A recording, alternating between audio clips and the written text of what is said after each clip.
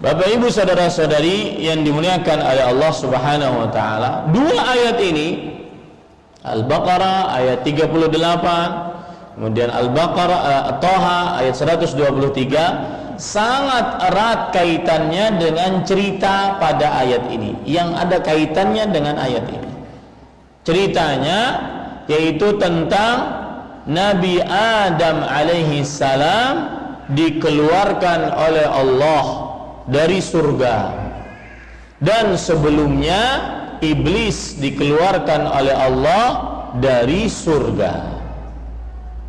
Jadi surat Al-Baqarah ayat 38 itu adalah salah satu ayat yang menceritakan tentang kisahnya iblis dengan Nabi Adam alaihi salam. Iblis laknatullah alaihi.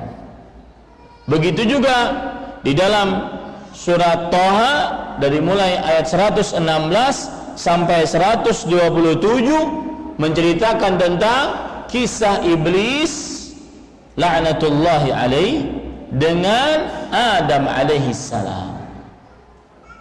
Maka kalau kita tahu sejarah dari ayat ini, maka kita akan bisa membayangkan bagaimana pentingnya mengikuti petunjuk terbaik di dalam Al-Quran ataupun hadis Rasul sallallahu alaihi wasallam dalam kehidupan seorang muslim.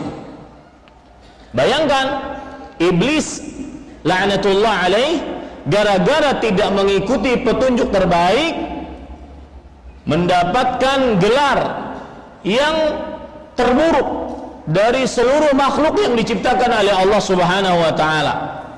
Gelar yang tidak pernah Allah Subhanahu wa taala berikan kecuali kepada iblis, dan gelarnya paling terburuk.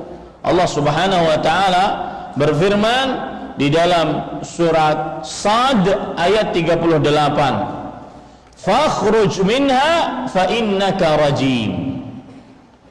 Surat ke-38 ayat 77 maksud saya.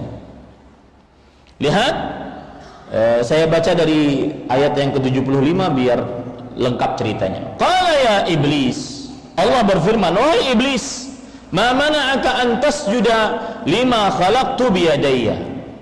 Apa yang menahanmu untuk sujud terhadap seorang makhluk yang aku ciptakan dengan kedua tanganku?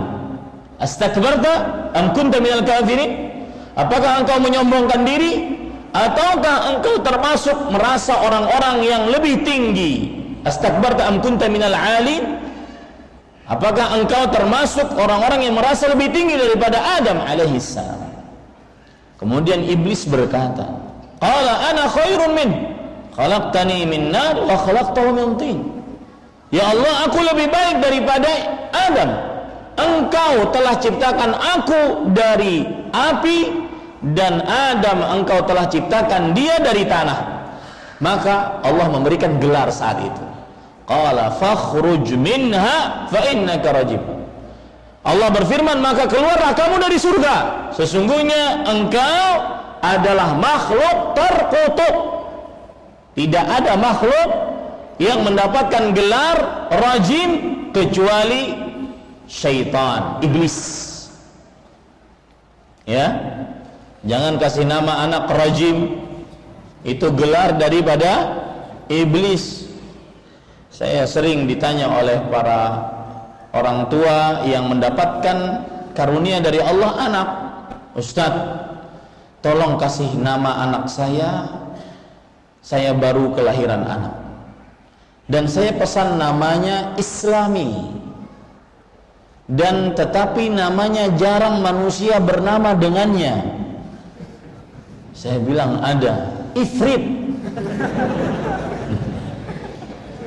Itu Islami karena disebutkan dalam Al-Quran, jarang manusia bernama dengannya. Nah, tentunya tidak boleh itu ya.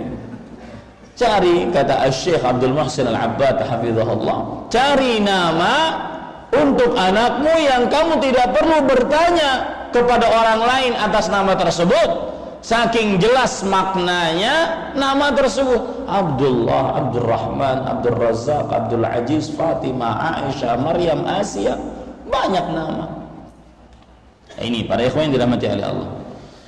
Maka lihat, gara-gara tidak mengikuti petunjuk Allah Subhanahu wa taala, apa yang terjadi kepada iblis? Mendapatkan gelar rajim, makhluk terkutuk.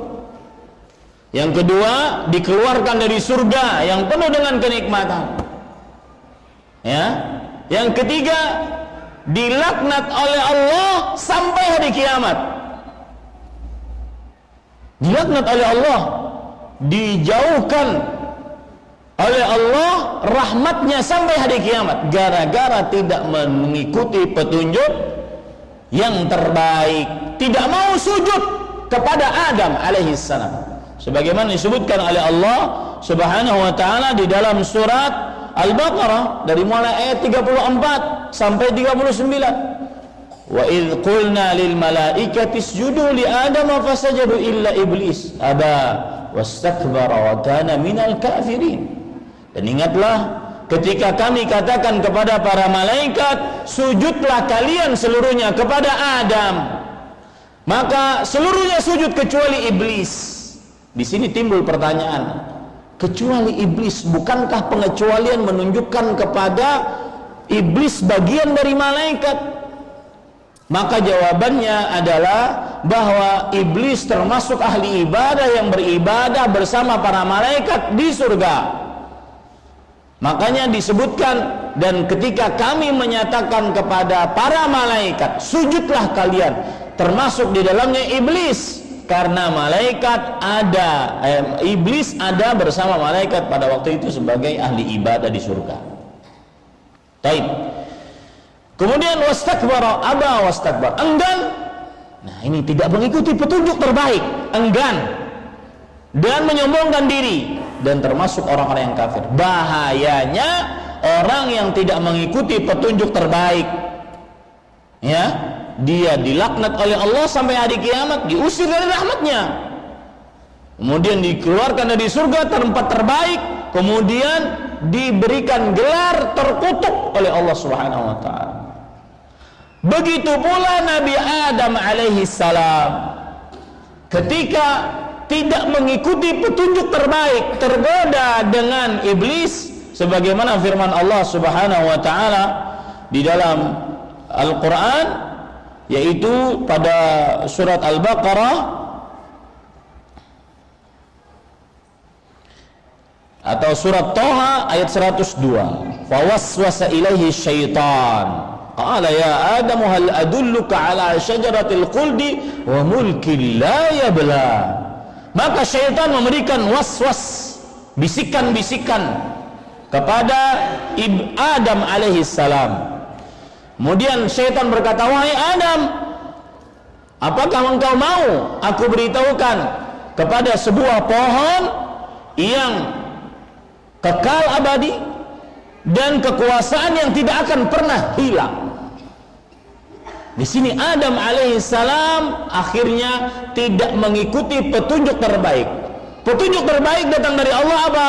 Wala taqraba hadhihi syajarah. Wahai Adam dan Hawa, kalian berdua silahkan makan apa saja. Kula, makan apa saja. Haitsu syi'tuma ragadan. Sekehendak kalian, seenak kalian.